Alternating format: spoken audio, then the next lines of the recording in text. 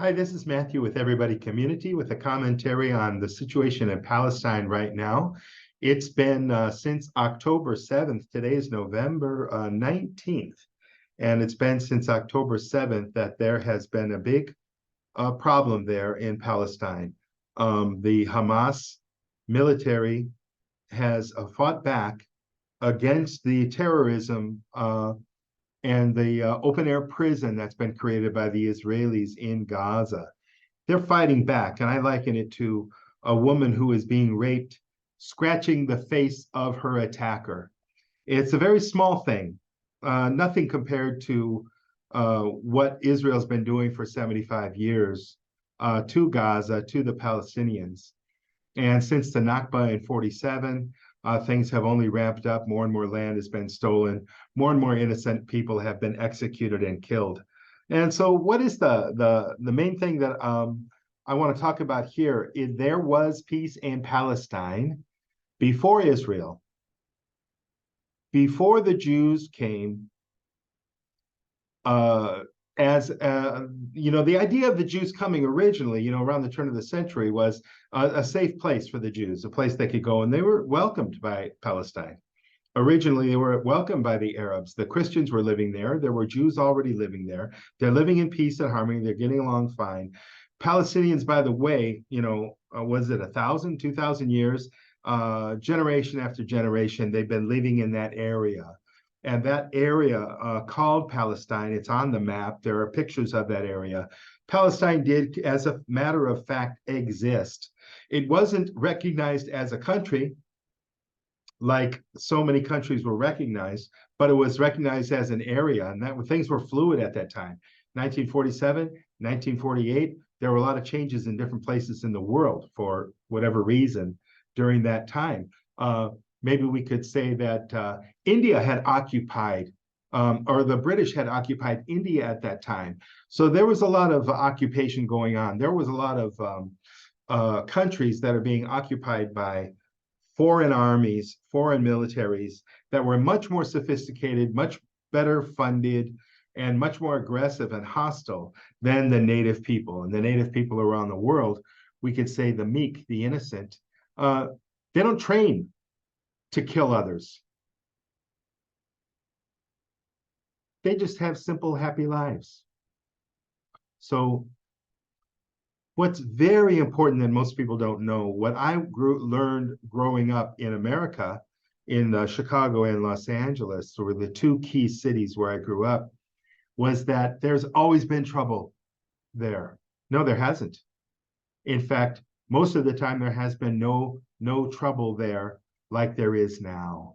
Yeah, there were the different groups came in. There were the Muslims that came in and took over. There was the Christians that came in and take over, and the Turkish and the different empires, right? They went in, but basically for hundreds of years things have been pretty peaceful, and there wasn't any problem from the Muslims with the Jews living there. What happened? The Jews and the Zionist ideology, backed up by colonialist British Empire with the Balfour Declaration, said it's okay for the Jews to go there into Palestine. But they got to be respectful. They can't displace anybody. They can't kill anybody. They can't violently occupy the place. But they did, and they are. And in 1947, there was just this huge extermination. Let's see. I need to stop this video. Double play offers a touch. Okay, I apologize for the interruption. In 1947, there was this huge displacement of over 700,000 people who had lived there for generations. They were violently removed by military, Zionist Israeli military, who have the agenda of taking over from the river to the sea and making that a Jewish state. Now, the Palestinians talk about river to the sea. They just want to be free. So can we see the difference between somebody who wants to dominate and control based upon a Jewish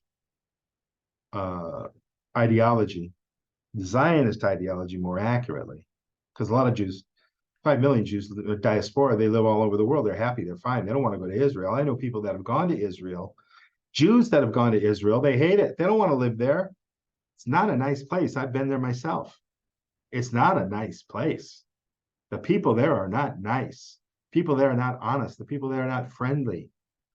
Of 54 countries I've been to, Israel was the most hostile. I remember going into a net bar and there's a guy with German shepherds in there in some kind of a Nazi uniform. He was an IDF soldier or something like that. And they just stared at me. They didn't say, hi, how you doing? You know, okay, grab a computer. It's like, I was like, wow, is it okay for me to use a computer here?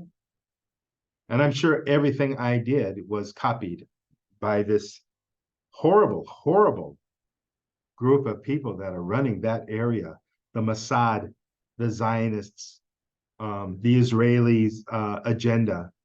So the main point I want to make is there was peace there. And when did the peace stop? The peace stopped. The hostility started by the Zionist regime coming in, displacing the Palestinians, killing them, stealing their land, bulldozing down their homes. There's plenty of evidence of this. So this is something a lot of people don't know. And I wasn't taught it. I wasn't taught that there was peace there, that the Jews were fine, they were happy, until things started going to hell. And we could say with Israel being established there, things have been hellish ever since. The idea here is for people to understand what's going on. There's no need to murder anybody, but there is a need to hold people accountable. And there is a need for the Palestinians to be able to defend themselves against these murderers, these invaders, these thieves of land. They need to be able to stand up, and they need friends to help them to stand up. If you think that Israel has ever traded land for peace, just look at a map. It's all baloney. If you think the Palestinians have ever been offered a fair deal, look at what the deals they were offered. They were never offered a fair deal. They were never offered a country. That's why they don't have a country now, because Israel, with the United States ignorance supporting them, they've blocked Palestine's ability to have formal recognized statehood. Kind of like China's blocking Taiwan. Okay, that's it for now. Thanks for watching.